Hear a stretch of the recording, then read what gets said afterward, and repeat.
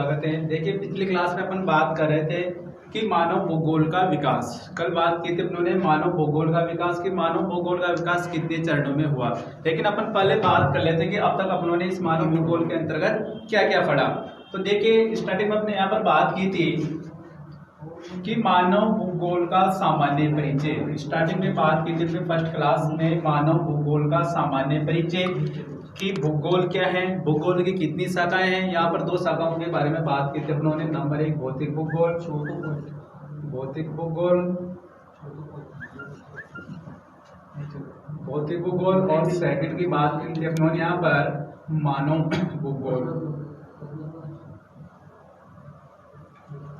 तो देखिए भौतिक भूगोल और मानव भूगोल अब बात करें थे अपन यहाँ पर मानव भूगोल की। इसके बाद उन्होंने यहाँ पर बात की थी परिभाषाएं, मानव भूगोल की परिभाषाएं। और परिभाषाएं किन किन विद्वानों के अनुसार अपनों यहाँ पर बात की। रेडजेल महोदय के अनुसार बात कर लेते अपनों ने। और रेडजेल महोदय की जो शिष्या थी कुमारी चर्चिल एलन सैम्पुल, इसके बारे में भी उन्होंने बात कर ली थी कि इन्होंने मानव भूगोल की परिभाषा किस प्रकार की थी। नंबर 3 पर बात की तो उन्होंने यहाँ पर विडाल डी लाप्लास, इनके अनुसार उन्होंने यहाँ पर मानव भूगोल की परिभाषा के बारे में बात की थी। और नंबर 4 पर बात की थी उन्होंने यहाँ पर डिकेन व पिट्स महोदय के अनुसार मानव भूगोल की परिभाषा। ठीक है, देखिए इसके बाद उन्होंने यहाँ पर बात की थी कि मानव भूगोल की प्रकृति। ठीक है, मानव भूगोल की प्रकृति किस प्रकार की है और मानव भूगोल की प्रकृति को कौन से विद्वान के अनुसार उन्होंने यहाँ पर बात की थी। जीन ब्रुन्स महोदय के अनुसार, जीन ब्रुन्स महोदय के अनुसार उन्होंने यहाँ पर मानव भूगोल की प्रकृति के बारे में बात की थी। उसके बाद बात की थी उन्होंने मानव भूगोल का विशेष क्षेत्र। ठीक है, मानव भूगोल का विशेष क्षेत्र उन्होंने यहाँ पर बात की थी कि मानव भूगोल के विशेष क्षेत्र को अस्टिंगटन एल्सवर्थ, इनका पूरा नाम है एल्सवर्थ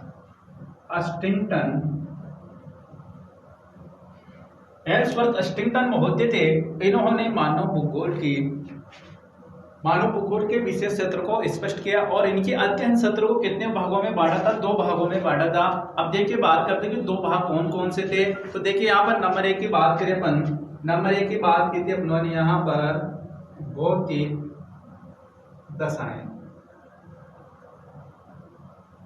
ठीक है, सेकंड है यहाँ पर मानवीय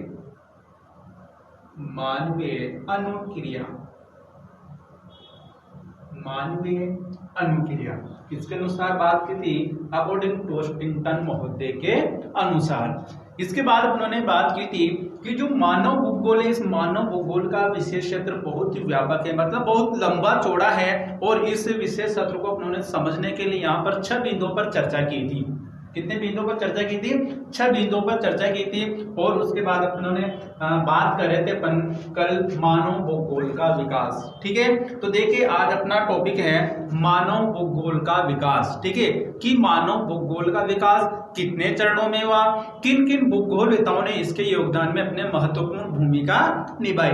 तो इसके अंतर्गत अपन बात कर देंगे प्राचीन काल के भूगोलवेताओं की बात करेंगे, मध्यकाल की भी बात करेंगे और आधुनिक काल की भी बात करेंगे कि आधुनिक भूगोलवेता कौन कौन से हुए थे, प्राचीन भूगोलवेता कौन कौन से थे, जर्मनी के भूगोलवेता कौन से थे, फ्रांस के भूगोलवेता कौन से थे, अमेरिकन भूगोलवेता कौन कौन से थे। तो देखिए बात कर लेते अपन मानव भूगोल का विकास।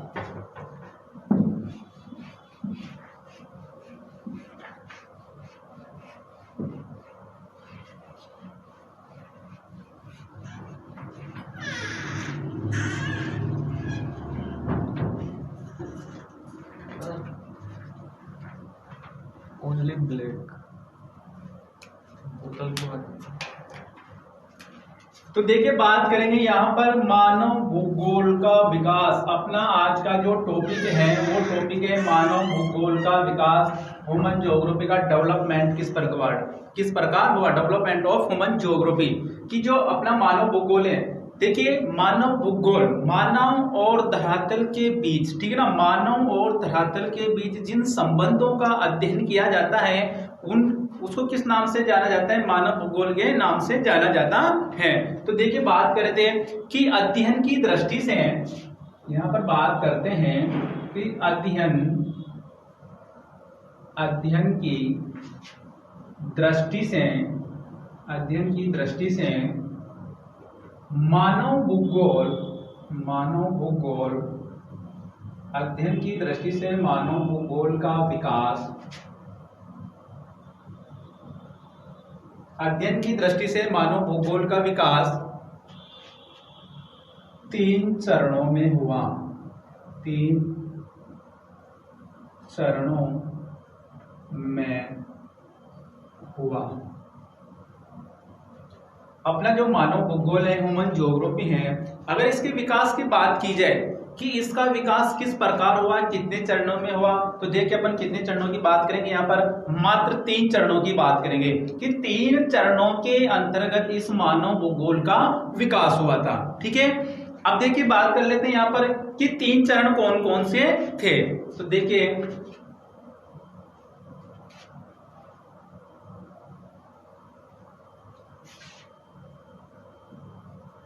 नंबर 1 था अपना प्राचीन काल, लगभग अपन कल बात कर चुके थे इसके बारे में, प्राचीन काल। ठीक है, सेकंड था अपना यहाँ पर मध्यकाल, सेकंड था अपना मध्यकाल, और थर्ड है अपना आधुनिक काल।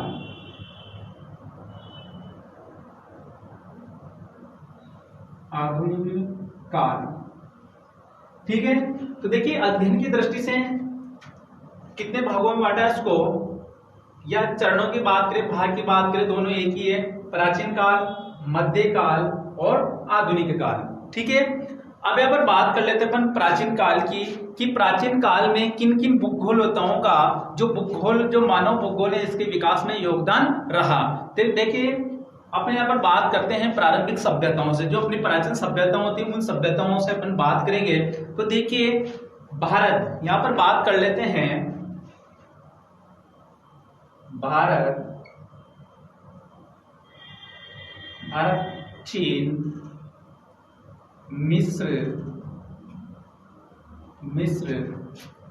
यूनान तथा रोम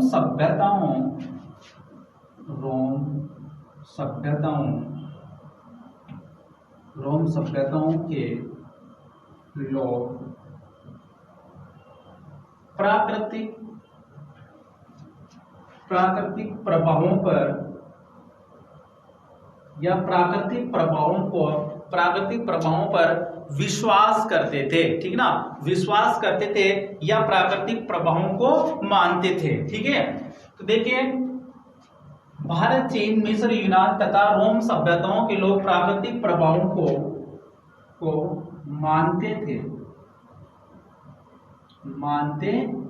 ठीक है ना, इसके बाद बात कर लेते हैं वेदों की, बात कर लेते हैं कि वेदों के अंतर्गत भी इन सब का उल्लेख होता है। ठीक है ना, इन सब का उल्लेख किसके अंतर्गत पाया जाता है, वेदों के अंतर्गत भी पाया जाता है। तो देखिए बात करते हैं कि वेदों में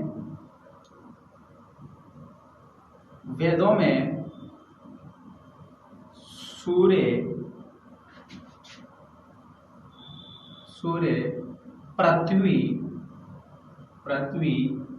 अग्नि,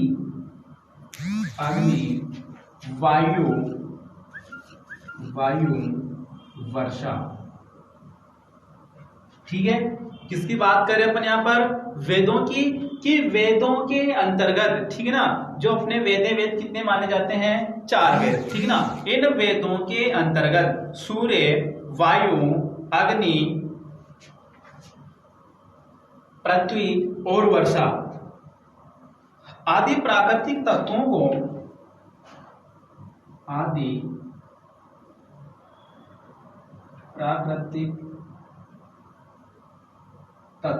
ठीक है ना, क्या माने जाते थे, ये प्राकृतिक तत्व माने जाते थे। आदि प्राकृतिक तत्वों को क्या माना जाता था, देवता। किसके रूप में, देवता मानकर, आदि प्राकृतिक तत्वों को देवता मानकर इनकी क्या की जाती थी, पूजा की जाती थी। देवता मानकर इनकी पूजा की जाती थी। देखिए प्राचीन समय की बात करें तो प्राचीन समय में भी इनको क्या माना जाता था, प्राकृतिक तत्व मानकर, देवता मानकर, ठीक है ना, देवता मानकर इनकी पूजा की जाती थी। अगर वर्तमान संदर्भ के बारे में भी बात की जाए तो वर्तमान समय में इनको क्या माना जाता है, देवता ही माना जाता है, ठीक है। तो देखिए यहाँ पर बात करें अपन प्राचीन काल की, प्राचीन काल में अगर सभ्यताओं की, प्राचीन जो सभ्यताएं थी उन सभ्यताओं से लेकर आज तक अगर प्रेजेंट टाइम की बात करें तो ये अपने यहाँ पर जो उल्लेख मिलता है वेदों के अंतर्गत सूर्य, पृथ्वी, अग्नि, वायु, वर्षा आदि प्राकृतिक तत्वों को देवता मानकर इनकी क्या की जाती थी, पूजा अर्चना की जाती थी, ठीक है।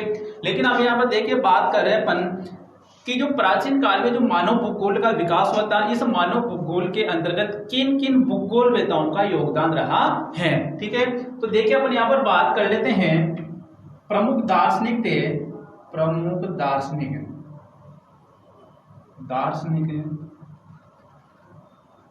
यूनानी, या ऐसे भी कहा जाता है कि यूनान के प्रमुख दार्शनिक, ठीक है।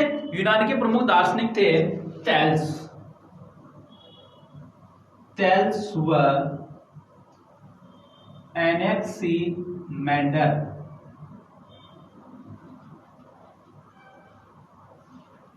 यूनान के प्रमुख दार्शनिक माने जाते हैं थेल्स और एनेक्सिमेंडर। देखिए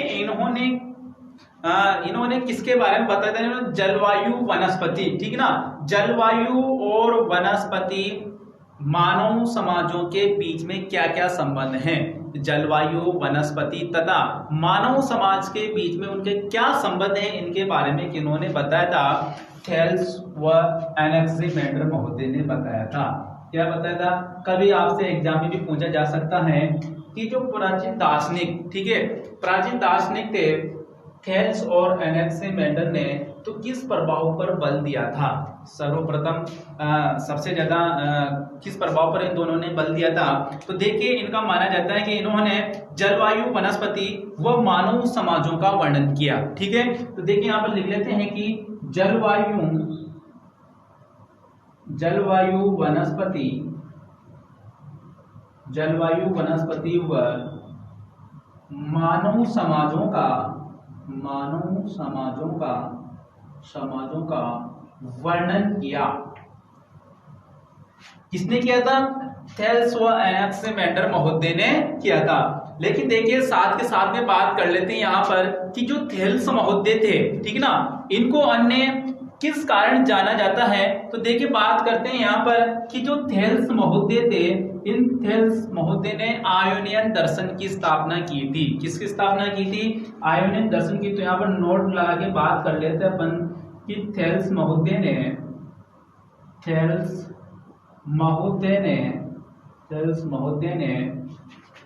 आयोनियन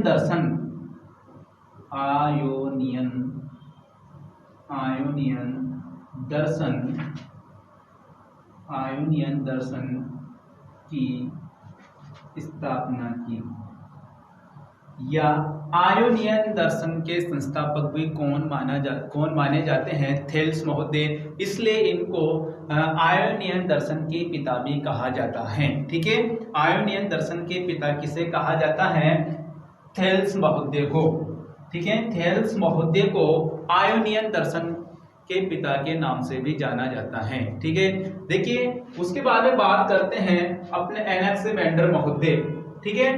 तो देखिए इनकी सबसे बड़ी उपलब्धि क्या थी कि इन्होंने स्केल के आधार पर, मापक के आधार पर विश्व का मानचित्र बनाया था। मापक के आधार पर सर्वप्रथम, ठीक है ना, मापक के आधार पर सर्वप्रथम, स्केल की बात करें तो मापक के आधार पर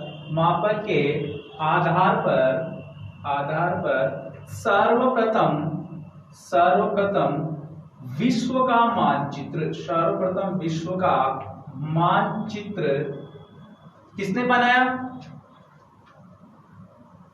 एनेक्सिमेंडर महोदय ने। ठीक है, तो देखिए इसी के साथ साथ बात कर लेते हैं कि जो अपने थेल्स महोदय थे, थेल्स महोदय के साथ साथ ही जो एनेक्सिमेंडर महोदय थे, इनको गणितीय भूगोल का संस्थापक के नाम से भी जाना जाता है। थेल्स महोदय के साथ साथ जो अपने थेल्स महोदय थे, इनके साथ साथ जो एनेक्सिमेंडर महोदय थे, इन दोनों को गणितीय भूगोल के संस्थापक भी कहा जाता है। जो मानव भूगोल की शाखा है गणितीय भूगोल, ठीक है, इसके संस्थापक कौन थे? थेल्स एनेक्सिमेंडर महोदय। तो देखिए यहां से क्वेश्चन आ भी सकता है कि गणितीय भूगोल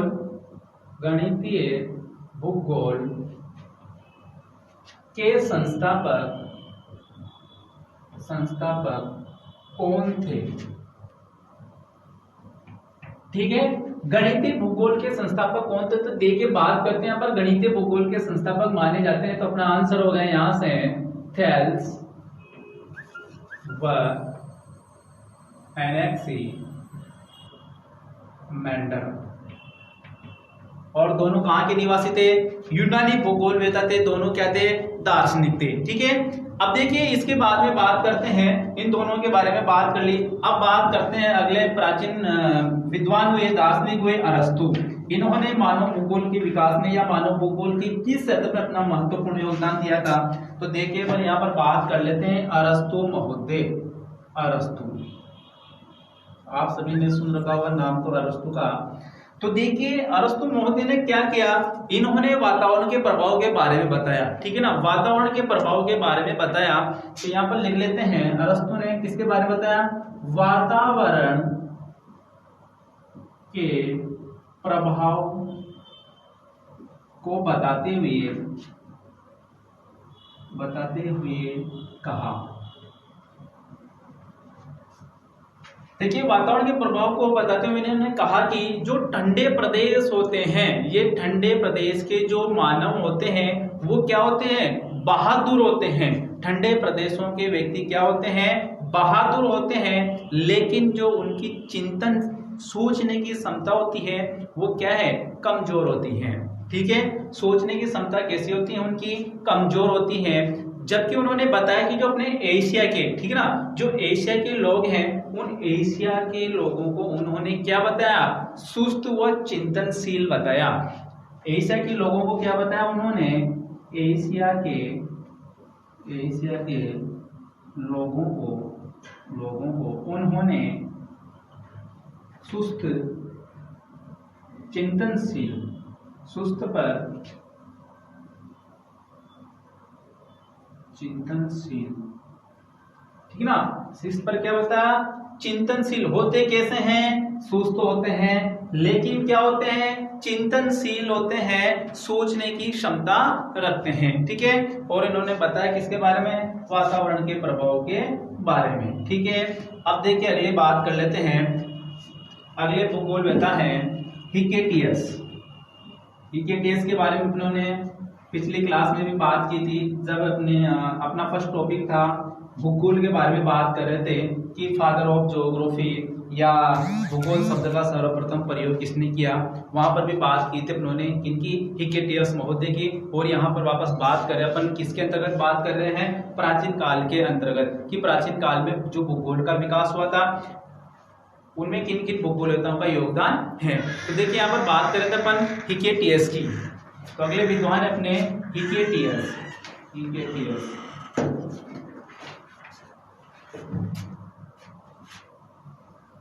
अब देखिए हिकेटियस महोदय की सबसे बड़ी उपलब्धि क्या है? क्योंकि इन्होंने विश्व का, ठीक है ना, जो इन्होंने विश्व का सर्वप्रथम क्रमबद्ध अध्ययन प्रस्तुत किया। विश्व का सर्वप्रथम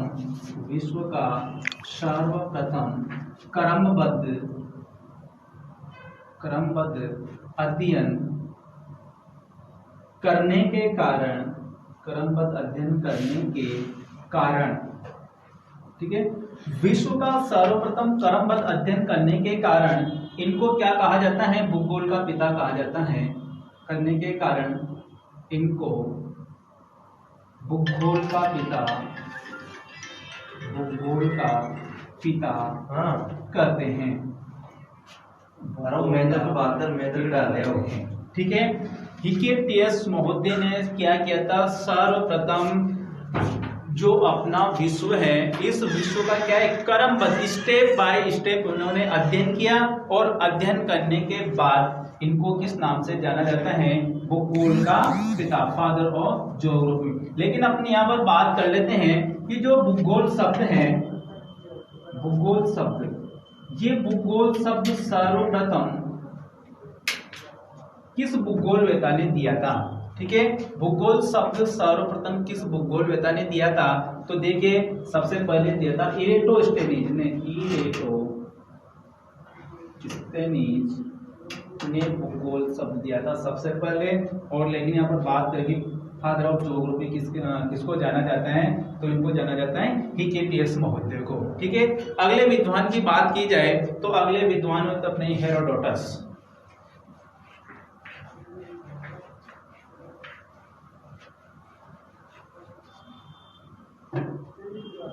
नंबर 4 की बात करें अपन, कहां पर अगले विद्वान थे, हेरोडोटस।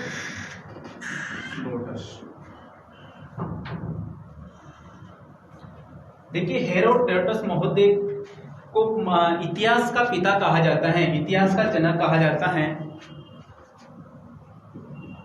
इतिहास का जनक या पिता।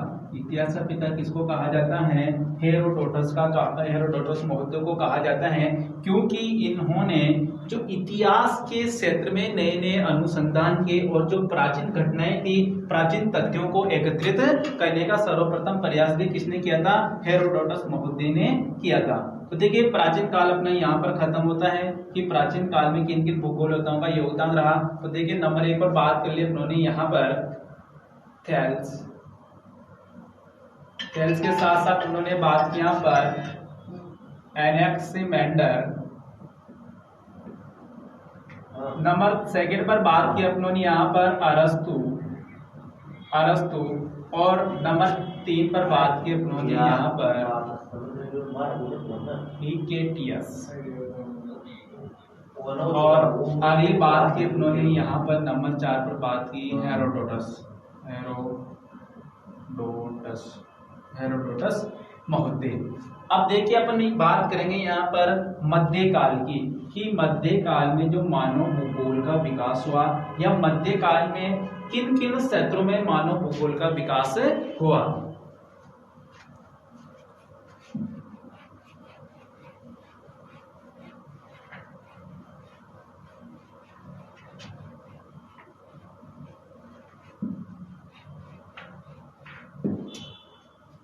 तो देखिए बात करते हैं मध्यकाल की।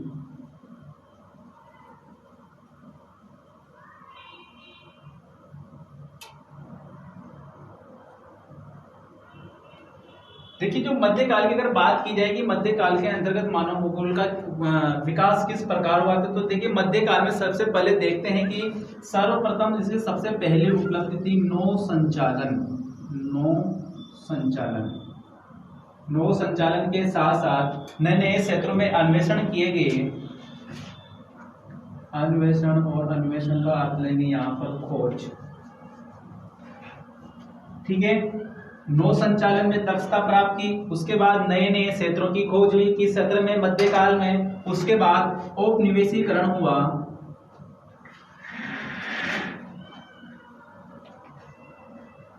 और औपनिवेशीकरण के साथ साथ व्यापारिक क्षेत्र में भी उन्नति हुई, व्यापारिक क्षेत्र में भी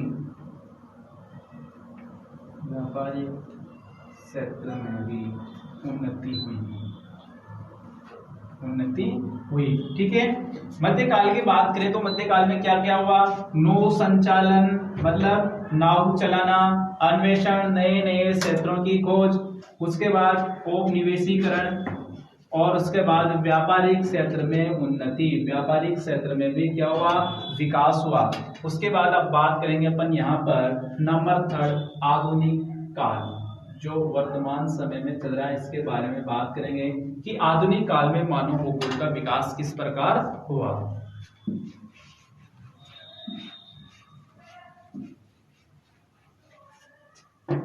आधुनिक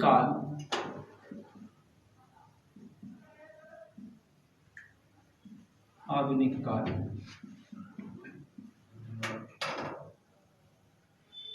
देखिए नेक्स्ट क्लास में, पिछली क्लास में बात की थी उन्होंने कि आधुनिक या आधुनिक काल में मानव भूगोल का पिता किसे कहा जाता है। आधुनिक मानव भूगोल का पिता किसे कहा जाता है, तो किसे कहा जाता है, रेटजेल महोदय को आधुनिक भूगोल का पिता कहा जाता है। लेकिन देखिए बात करेंगे अपन यहाँ पर आधुनिक काल की, तो आधुनिक काल की शुरुआत सर्वप्रथम कहाँ से मानी जाती है, जर्मनी से मानी जाती है।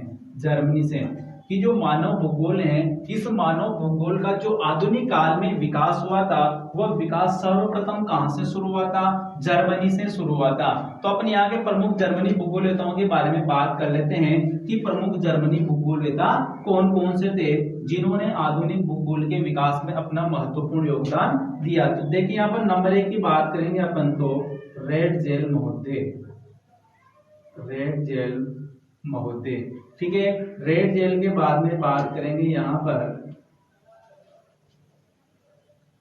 रेटजेल, और रेटजेल के बाद आते हैं यहाँ पर हमबोल्ट।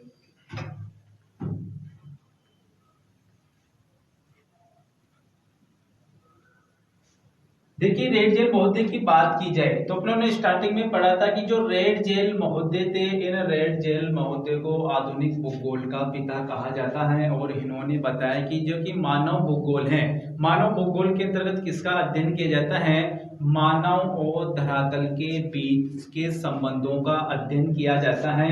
किसके अंतर्गत, मानव भूगोल के अंतर्गत, मानव भूगोल के अंतर्गत किसका अध्ययन किया जाता है,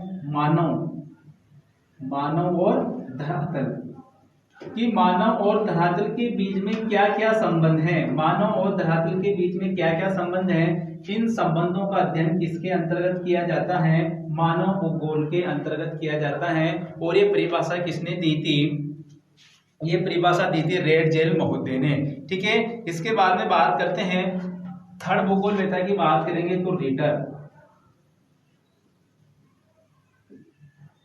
नंबर 3 भूगोलवेता की बात करेंगे तो रीटर महोदय हुई, ठीक है। नंबर 1 की बात करेंगे तो रेटजेल, नंबर 2 हमबोल्ट, नंबर 3 की बात करेंगे तो रीटर महोदय, और अगले की बात की जाए तो फ्रोवेल महोदय। नंबर 4 की बात की जाए तो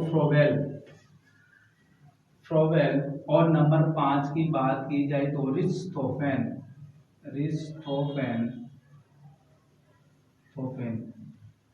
कि कहाँ के भूगोलवेता माने जाते हैं, जर्मनी के भूगोलवेता माने जाते हैं। रेटजेल, हमबोल्ट, रीटर, फ्रोवेल और रिchthofen। यहाँ पर अपनों ने बात कर ली रेटजेल के बारे में। अब बात करेंगे हमबोल्ट महोदय के बारे में। देखिए हमबोल्ट महोदय की सबसे बड़ी उपलब्धि थी, इन्होंने माना जाता है कि इन्होंने लगभग 90,000 किलोमीटर की यात्राएं की, 90,000 किलोमीटर की यात्राएं की। और यात्राओं करने के बाद इन्होंने अपने महत्वपूर्ण ग्रंथ लिखे, मतलब यात्रा के दौरान इन्होंने जो अनुभव प्राप्त हुए, उन अनुभवों को इन्होंने अपनी पुस्तकों के अंतर्गत लिखा। तो देखिए बात कर लेते हैं कि हमबोल्ट महोदय की महत्वपूर्ण पुस्तकें कौन कौन सी थी। तो नंबर 1 की बात करेंगे यहाँ पर अपन कॉस्मोस,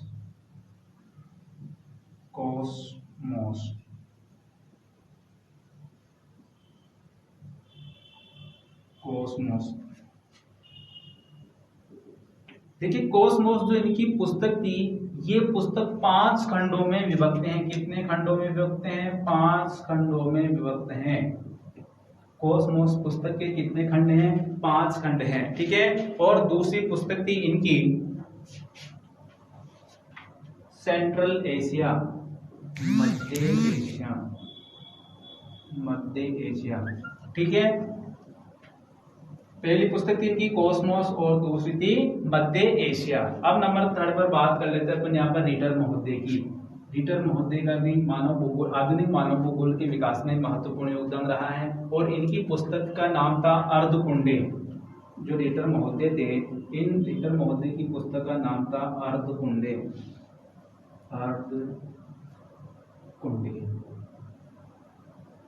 और इनकी सबसे बड़ी उपलब्धि थी, इन्होंने बताया था कि पृथ्वी मनुष्य के लिए, पृथ्वी किसके लिए बनी है, मनुष्य के लिए, पृथ्वी मनुष्य के लिए तथा मनुष्य पृथ्वी के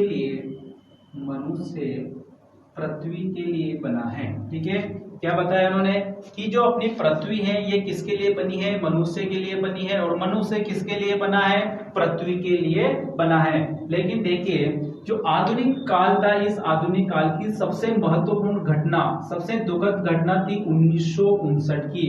1959 में क्या हुआ था, इधर बात करें हमबोल्ट और इधर बात करें रिटर, दोनों की मृत्यु एक साथ हुई थी 1959 में। ठीक है, तो दोनों की मृत्यु कब हुई, 1959 में। कौन कौन से भूगोलवेत्ता थे, रिटर और हमबोल्ट महोदय की। उसके बाद में बात करते हैं अपन फ्रांसीसी भूगोलवेत्ताओं की। कौन कौन से फ्रांसीसी भूगोलवेत्ता थे जिनका मानव भूगोल के विकास में महत्वपूर्ण योगदान रहा। फ्रांसीसी भूगोलवेत्ता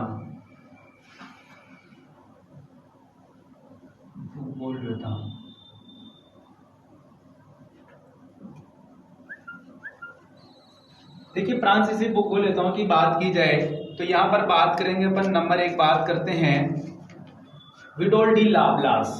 नंबर 1 की बात करेंगे विडाल डी लाप्लास। कहाँ के थे, फ्रांसीसी भूगोलवेत्ता माने जाते हैं। सेकंड की बात करेंगे यहाँ पर जीन प्रून्स।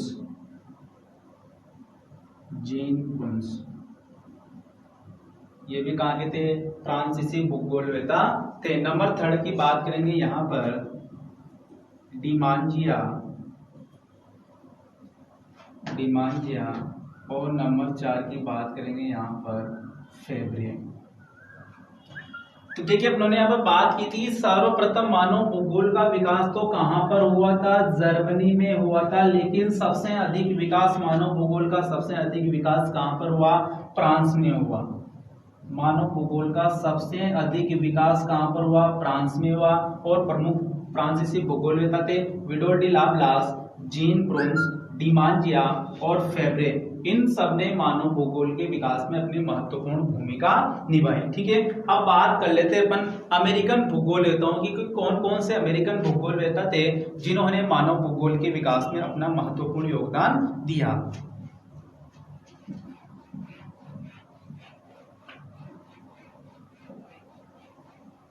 अमेरिकन भूगोलवेत्ता,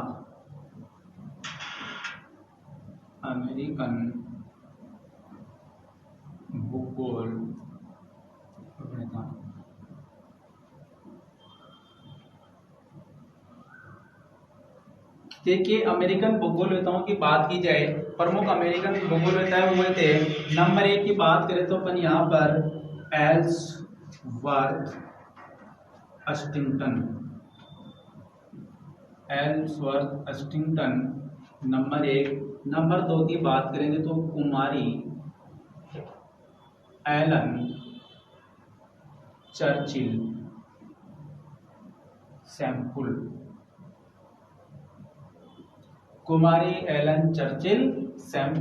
और नंबर 3 की बात करेंगे यहाँ पर ग्रिफिथ टेलर।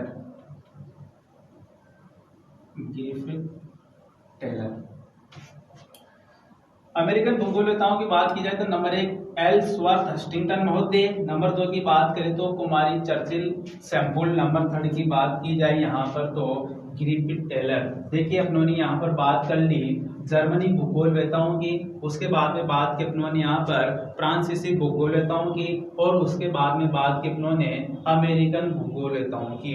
तो देखिए इन तीनों से यह निष्कर्ष निकलता है कि लगभग 20वीं शताब्दी के अंतर्गत, लगभग 20वीं सदी के तहत लगभग संपूर्ण देशों में मानव भूगोल का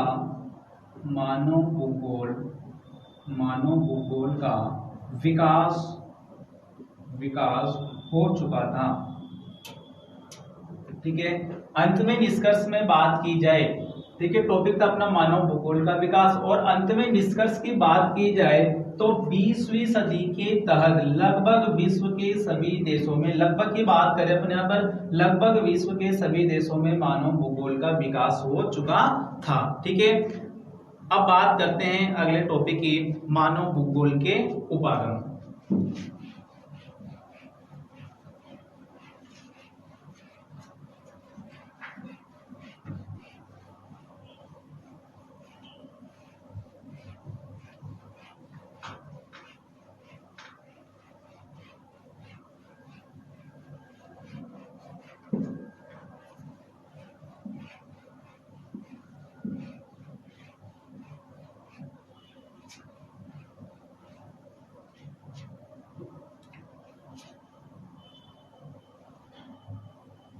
मानव भूगोल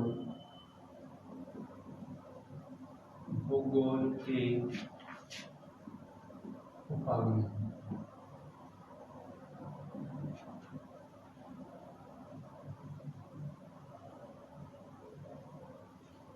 तो देखिए यहाँ पर बात करेंगे कि जो कि मानव भूगोल के उपागम थे, इन मानव भूगोल के उपागम को 4 भागों में बांटा गया है। कितने भागों में बांट के बात करेंगे अपन? 4 भागों में बांट कर बात करेंगे।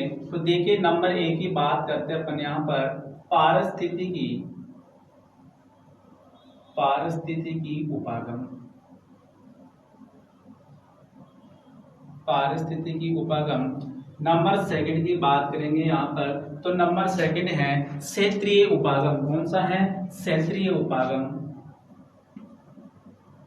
क्षेत्रीय उपागम। और नंबर 3 की बात करेंगे यहाँ पर, तो व्यवहारगत उपागम। व्यवहारगत उपागम। और नंबर 4 की बात करेंगे यहाँ पर, मानव कल्याण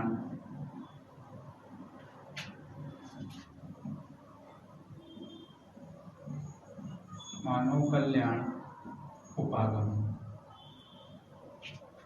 कितने उपागम है? 4 उपागम है। किसके? मानव भूगोल के 4 उपागम है। नंबर 1 की बात करेंगे तो पारिस्थितिकी उपागम, नंबर 2 की बात करेंगे तो क्षेत्रीय उपागम, नंबर 3 की बात करेंगे तो व्यवहारगत उपागम, नंबर 4 की बात करेंगे तो मानव कल्याण उपागम। तो देखिए अपन अगर पाठ्यक्रम के अनुसार बात की जाए तो पाठ्यक्रम में अपने शामिल है पारिस्थितिकी उपागम। तो अपन यहाँ पर बात करेंगे मात्र पारिस्थितिकी उपागम। ठीक है, देखिए नाम से स्पष्ट है कि पारिस्थितिकी उपागम, इस पारिस्थितिकी उपागम के अंतर्गत मानव और वातावरण का अध्ययन किया जाता है। मानव और वातावरण का अध्ययन किया जाता है। देखिए जैसे जैसे मानव ने अपनी सभ्यताओं का विकास किया है, ठीक है, जैसे जैसे मानवीय सभ्यताओं का विकास हुआ है, वैसे वैसे ही वातावरण के साथ मानव ने भी अपने संबंध परिवर्तन कर लिए हैं। ठीक है, तो देखिए धीरे धीरे क्या हुआ, इसके बारे में बात करते हैं कि धीरे धीरे यहाँ पर एक नई विचारधारा का जन्म हुआ और उस विचारधारा को जाना जाता है निस्सेवाद के नाम से। निस्सेवाद के नाम से। ठीक है, तो देखिए यहां से एग्जाम में क्वेश्चन पूछा जाता है कि निस्सेवाद विचारधारा क्या है। ठीक है, तो देखिए पहले बात कर लेते हैं कि निस्सेवाद विचारधारा क्या है, इस विचारधारा का जन्म कहां पर हुआ था, इस विचारधारा के प्रतिपादक कौन थे। ठीक है, तो देखिए निस्सेवाद विचारधारा कहां की थी? जर्मनी की। तो यहां पर बात कर लेते हैं, यह विचारधारा कहां की थी? जर्मनी की। देखिए ये विचारधारा क्या कहती है कि निस्सेवाद विचारधारा क्या कहते हैं? निस्सेवाद विचारधारा कहती है जो प्रकृति है, ये प्रकृति ही सर्वे सर्वा है, मतलब प्रकृति ही सब कुछ है, मानव कुछ भी नहीं है। जो भी कुछ करना होता है वो सब प्रकृति है, मानव का कोई स्थान नहीं है। कौन सी विचारधारा कहती है? निस्सेवाद, कि प्रकृति ही सर्वे सर्वा है, सब कुछ प्रकृति है, मानव कुछ भी नहीं है। कौन सी विचारधारा कहती है? निस्सेवाद विचारधारा। और धीरे धीरे इसके बाद में दूसरी विचारधारा का जन्म हुआ, उस विचारधारा को कहा जाता है संभववाद।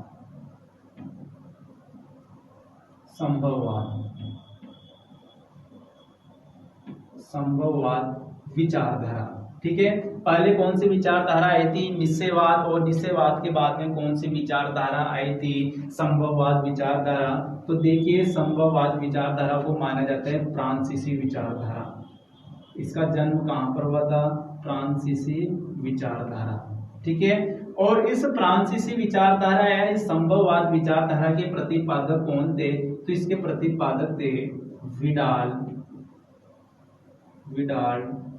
डी ला ब्लास। कौन थे? विडाल डी ला ब्लास को संभववाद विचारधारा का संस्थापक भी कहा जाता है। लेकिन यहाँ पर बात की जाए कि जो संभववाद शब्द है, ये संभववाद शब्द सर्वप्रथम किसने दिया था? तो देखिए, यहाँ पर बात कर लेते हैं कि संभववाद शब्द सर्वप्रथम फेब्रे महोदय ने दिया था। सर्वप्रथम किसने दिया था? फेब्रे महोदय ने दिया था। संभववाद शब्द का सर्वप्रथम प्रयोग किसने किया था? फेब्रे महोदय ने। लेकिन अगर विचारधारा की बात की जाए कि विचारधारा का संबंध किस फ्रांसीसी भूगोलवेत्ता से है, तो किससे है? विडाल डी ला ब्लास। और इस विचारधारा का जन्म कहाँ पर हुआ था? इस विचारधारा का जन्म हुआ था कहाँ पर? फ्रांस में। ठीक है, तो देखिए विचारधारा क्या कहती है? विचारधारा कहती है कि प्रकृति ने मानव के सामने अनेक संभावनाएं प्रस्तुत की हैं। प्रकृति ने मानव के सामने अनेक संभावनाएं प्रस्तुत की हैं और मानव उसके चयन के लिए स्वतंत्र है। मानव उन संभावनाओं से अपनी इच्छा अनुसार किसी भी संभावना का या किसी भी कार्य को करने के लिए स्वतंत्र है। कौन सी विचारधारा के अनुसार? संभववाद विचारधारा के अनुसार। अब नंबर 3 की बात करेंगे अपन, नवनिश्चयवाद विचारधारा। नंबर 3 की बात करेंगे नवनिश्चयवाद विचारधारा। नवनिश्चयवाद विचारधारा, लास्ट विचारधारा अपनी नवनिश्चयवाद विचारधारा। ठीक है, अब देखिए नवनिश्चयवाद विचारधारा, इस विचारधारा के प्रतिपादक माने जाते हैं। प्रतिपादक की बात की जाए तो ग्रिफिथ टेलर और ग्रिफिथ टेलर महोदय ने इस विचारधारा को रुको और जाओ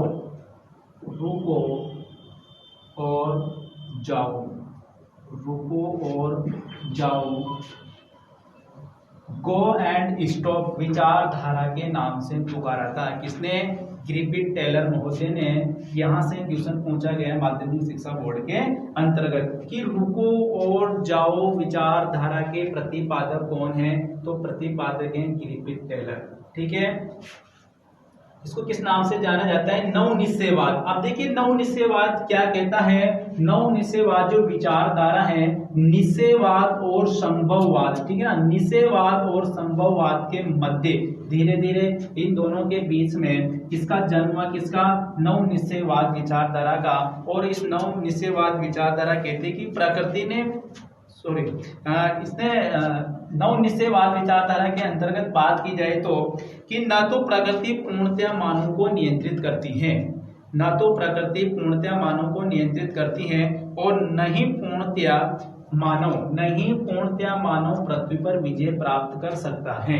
न तो प्रकृति मानव पर विजय प्राप्त कर सकती है और न ही मनुष्य प्रकृति पर विजय प्राप्त कर सकता है। कौन सी विचारधारा थी ये?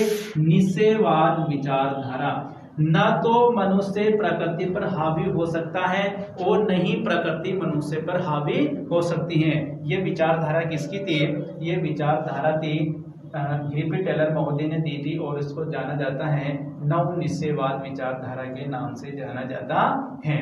और इसी के साथ ही अपना आज का टॉपिक खत्म।